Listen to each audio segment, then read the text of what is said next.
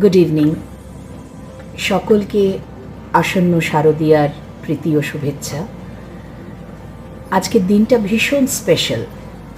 আজ আমরা বিশ্বব্যাপী world mental health day celebrate করছি। একটা ভীষণ গুরুত্বপূর্ণ দিন। আর আমি ডেবিউ সংস্থার কাছে আন্তরিকভাবে কৃতজ্ঞ যে আজকে আমাকে কিছুটা সময় তারা দিয়েছে একটুখানি একটা বিশেষ বিষয়ের উপর বক্তব্য রাখতে, বা বলতে পারেন শেয়ার করতে। এটা বক্তব্য রাখার বিষয় নয়, এটা বেসিক্যালি শেয়ার করার বিষয়। আমার বিষয়বস্তুটা মূলত টিচার কমিউনিটিকে নিয়ে।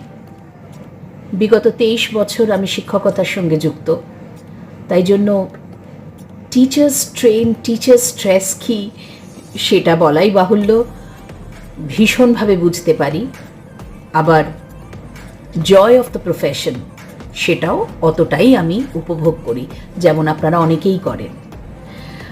আজকে আমার যেসব শিক্ষক শিক্ষিকা বন্ধুরা কথা শুনছেন আমার, বা বাকিরাও, তাদের সঙ্গে আজকে কিছু বক্তব্য ভাগ করে নেওয়ার সুযোগ পেয়েছি বলে নিজেকে ভীষণ প্রিভিলেজ লাগছে। একটা সাধারণভাবে ধারণা অনেকের মধ্যেই আছে, সবার ক্ষেত্রে নয়, যে শিক্ষকতাটা বোধহয় ভীষণ সহজ একটা পেশা। আরে নিজের সাবজেক্টটাই তো পড়িয়ে দেওয়া, এ আর এমন কি বিষয়।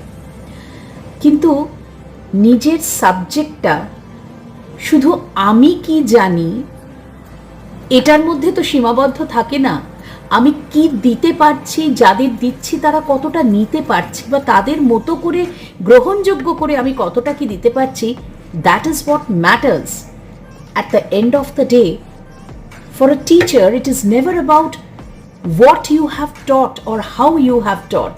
It is all about what they have learned.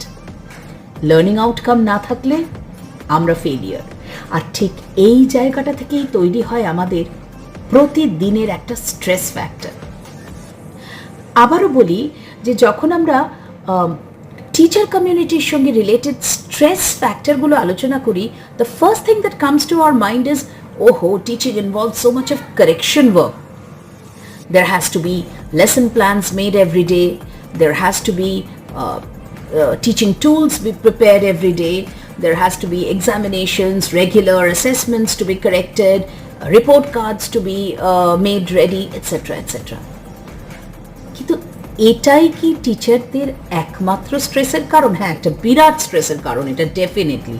ওই লোডটা একটা অস্বাভাবিক load. Unlike many other jobs যেখানে অফিসের কাজটাকে বাড়িতে নিয়ে আসতে হয় না, টিচার কমিউনিটিকে কিন্তু যতটা লেবার একটা ক্লাসরুমের মধ্যে দিতে হয়, ঠিক অতটাই লেবার ক্লাসরুমের বাইরেও দিতে হয়। ইনফ্যাক্ট বাড়িতে প্রতিদিন কাজটাকে বয়ে নিয়ে আসতে হয়।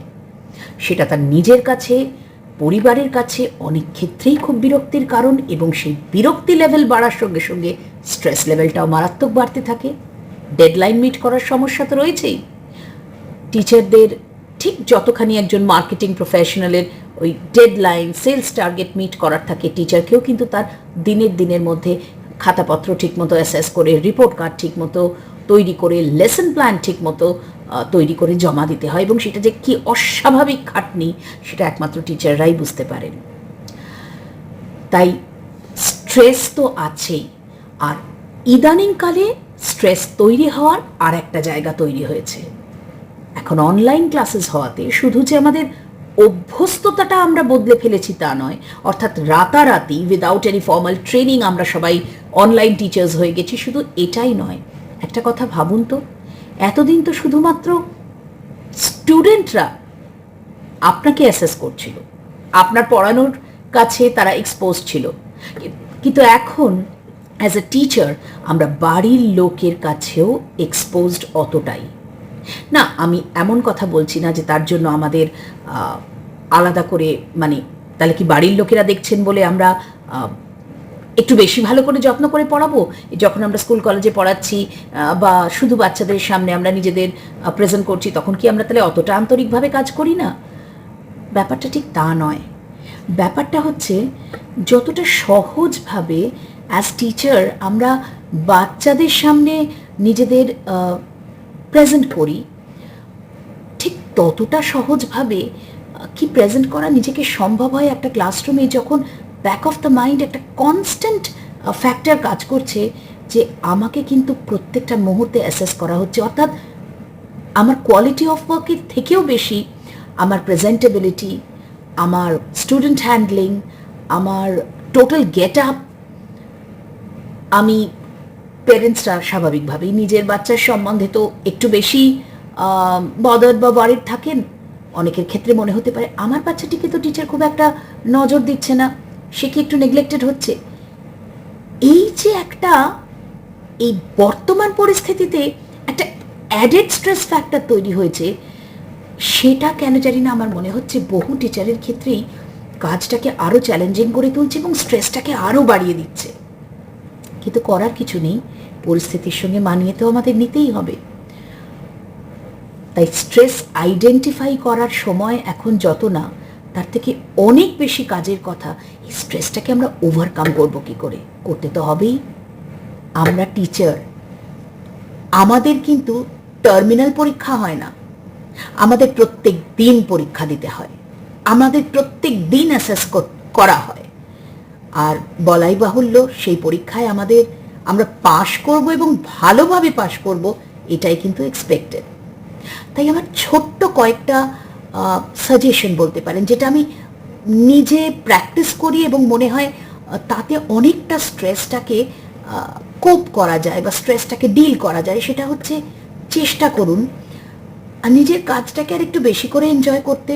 একটু ভাবুন, এখন তো একটা পার্ট গেছে, একটা ট্রাভেলিং টাইম আমাদের কম হয়েছে, তো সেই টাইমটাকে আমরা একটা কাজ করি না কেন, একটু চিন্তা করার দিকে কাজ দিই। অর্থাৎ আমার ক্লাসটা ঠিক করকম লার্নিং লেভেলের স্টুডেন্টদের দিয়ে কম্প্রাইজড, কারণ বাচ্চাদের তো লার্নিং ক্যাপাসিটি ভ্যারি করে, কেউ ফাস্ট, কেউ অ্যাভারেজ, কেউ একটু স্লো।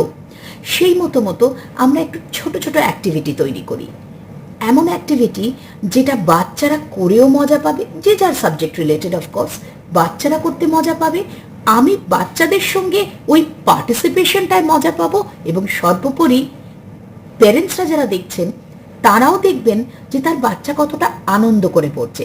ইন আদার ওয়ার্ডস, আমি যেটা বলতে চাইছি, আই থিঙ্ক ইটস টাইম এবার একটু ওই গতানুগতিক লেসন প্ল্যানের বাইরে বেরিয়ে আমরা একটু ফান লার্নের ওপর জোর দিই, সেটা যে কোনো লেভেলের ক্লাসেই হোক না কেন।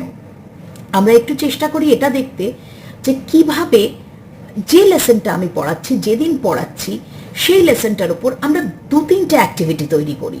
এমন কিছু অ্যাক্টিভিটি যেটা ওই ডিফারেন্ট লার্নিং ক্যাপাসিটি অনুযায়ী বাচ্চাদের কাছে আমরা প্রেজেন্ট করতে পারবো, আর ওরা ওই ক্লাসটা করে এতটা মজা পাবে যে এই যে স্কুলে না যেতে পারার একটা মনোটনি, স্ক্রিনের সামনে বসে থাকার একটা মনোটনি, আর টিচারের নিজের যে মনোটনি, সবটা থেকে আমরা খানিকটা নিষ্কৃতি পাই। জানেন তো, আলটিমেটলি একটা কথাই সত্যি, আমি শিওর আপনারা সকলে সেটা স্বীকার করবেন, যে at the end of the day যখন মনে হয় আমি যেটা শেখাতে চেয়েছি তার লার্নিং আউটকামটা 100% হয়েছে, বা অ্যাটলিস্ট 80% হয়েছে, সেটাই কিন্তু biggest stress killer for a teacher. Yoga, meditation, এ সমস্ত তো আছেই, এসব পদ্ধতি তো আছেই স্ট্রেসকে কোপ করার, কিন্তু টিপিক্যালি অ্যাজ আ টিচার আমার মনে হয় দ্য বেস্ট ওয়ে টু কোপ উইথ স্ট্রেস ইজ স্টুডেন্টদের সঙ্গে নিজের ক্লাসগুলোকে এনজয় করতে নেমে পড়ুন। ধরেই নিন আপনার only focus is to make the class very very enjoyable and fun field. একটু চেষ্টা করে দেখুন না। অনলাইন হওয়ার জন্য আমাদের কাছে অনেকগুলো সুবিধাও তো আছে, অনেক রকম টিচিং টুলস এখন আমাদের কাছে এসে গেছে, সেগুলো স্ক্রিনে প্রেজেন্ট করা যায়, বাচ্চাদের অনেক কিছু দেখানো যায়, পার্টিসিপেশন অ্যাক্টিভিটিতেও, মানে অ্যাক্টিভিটি পার্টিসিপেশনও করা যায়। আর আমার কেন জানি না মনে হয় এইগুলো করতে পারলে বাচ্চা যে মুহূর্তে এনজয় করবে, আপনার স্টুডেন্ট যে মুহূর্তে আপনার ক্লাসটা এনজয় করবে, আর আপনি যখন সেটা চোখের সামনে দেখবেন, আপনার সমস্ত যে পরিশ্রমের ধকলটা সেখানেই অর্ধেক হয়ে যাবে। I can ভাউচ for it. এটা আমার সাজেশন, আমি করে থাকি, আমি ফল পাই, তাই আপনাদের সঙ্গে শেয়ার করলাম। সবাই ভালো থাকবেন অ্যান্ড নমস্কার।